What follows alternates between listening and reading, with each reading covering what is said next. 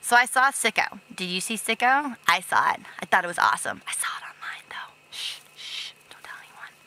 All right, kick-ass movie. Great points. Point number 1, there are better healthcare systems out there. All right, he showed it. Fine, fantastic. I didn't doubt it, to be honest. But what I really appreciated about the movie was explaining to us what big business keeping us unhealthy really is. So if you think about it this way, there's not a lot of money to be made in curing us of things. If you cured us, then we wouldn't need the pills to keep us alive. A lot of people have stuff to gain by you being unhealthy. The more depressed you are, the more pills you have to take. The more your kid has ADD, the more pills you're going to pump into their system. The more that you have heart problems, the more pills you're going to take. If you're obese, you're going to take diet pills. If you're having issues with your erectile dysfunction, you're going to take some pills for that too. Lots of pills, tons of pills. You can take pills for everything. That's where the money is. It's not in curing us. It's keeping us alive long enough to keep buying pills. So, that's like not such a good look. Yeah. Makes me think a lot. What it made me think about is how important it is for us to try to stay healthy before we get sick, you know? And it's hard. I'm trying to think about my health every day. It's difficult, especially when things like cigarettes and beer are so delicious. They are delicious. Whatever. Another thing that I thought was really interesting is the interviews that have been going on since. You know, he's been on CNN, Wolf Blitzer, etc., etc. So what they did to him, which I think was deliberate, was basically put this little review of his film by this doctor that tried to debunk a lot of the facts that he used in the film. So for them to put that clip right before they were going to interview him, they knew that was going to get him all riled up. They knew it. Come on. They knew. They were quite aware.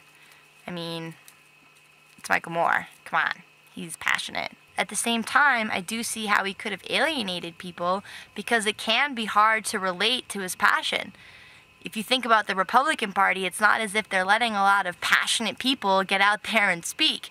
You know, George Bush isn't a passionate guy. Dick Cheney isn't so passionate. Karl Rove, no, I don't see them as passionate.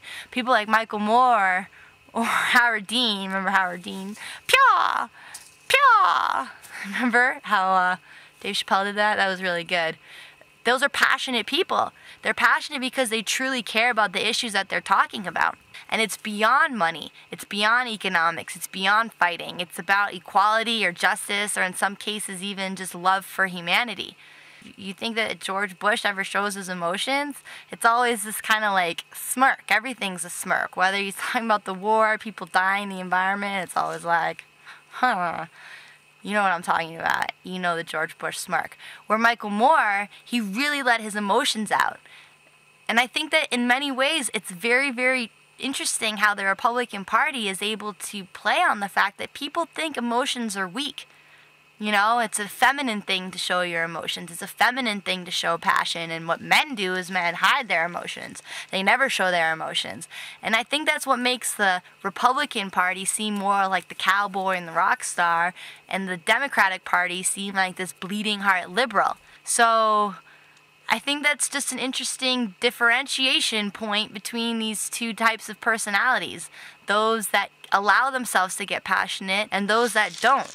And who do we really want to trust with our country? People that never are in touch with our emotions?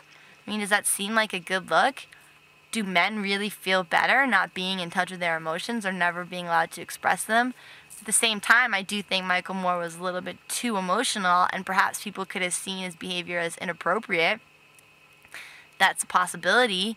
But at the same time, you have to be inspired by how much he cares. You have to be inspired by how much he's willing to risk by saying his opinion and speaking his truth. You know? I don't know. Just food for thought.